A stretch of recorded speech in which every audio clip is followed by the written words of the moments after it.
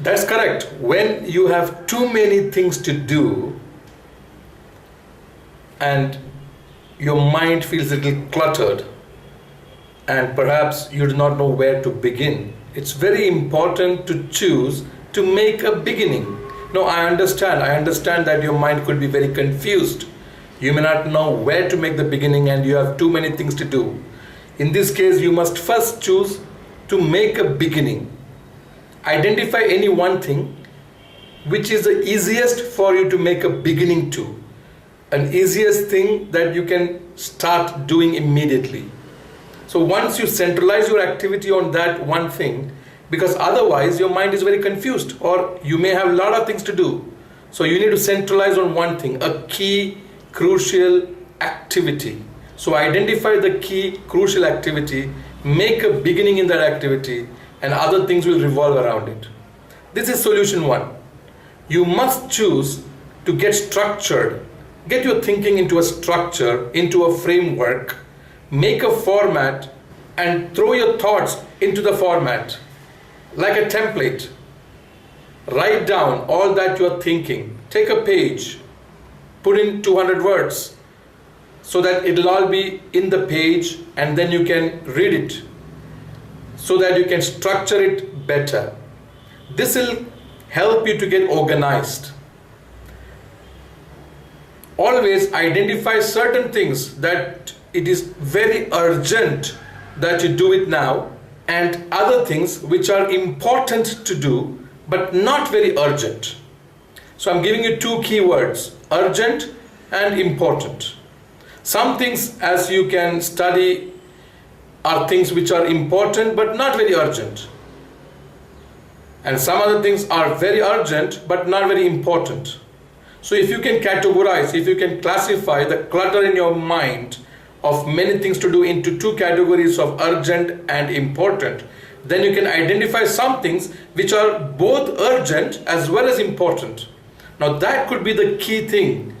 That could be the key and crucial activity that you need to make a beginning. The urgent and the important. That activity, when you start doing, you can start sequencing the other things. So if you have a clutter in the mind of 12 things to do, you can make a beginning with the most urgent and the most important, and then lesser urgent, lesser important, and make a sequence. And have the other 11 things circle around the central key and crucial activity and ensure that all of them are attended to. Allot adequate time to each of these, and then you can manage your time well. It's very important to learn to cut through the way you think. Sometimes you seek a continuity of something that you're enjoying. I've already talked about in one of my older explanations, but yet coming back to the point, you need to break the continuity to be able to attend to the next urgent and important thing. So that way, choose to make a beginning in a key and a crucial activity now when your mind is very cluttered and confused, and then identify the most urgent and the most important so that you can attend to that immediately. Make a sequence, structure your thoughts, get organized. Maybe some things you are not able to do because you do not have adequate infrastructure to do that, not the right tools. So learn to sequence it in such a way that start accumulating the tools, start procuring the infrastructure. Maybe the people infrastructure, maybe tools or real estate, office, vehicle, whatever it is. So once those things come in place, you can start the work in hand in front of you. You must also know that you have to learn to interact with people. Most of the people are founded on some bias or some prejudice or some thought that's very heavy in them of their own insecurities, or they are defending some threat perception when you are approaching them. So if you can decode it before you make the approach, then you can design that efficient approach that can deconstruct, decode, and diffuse the other person's resistance to your approach.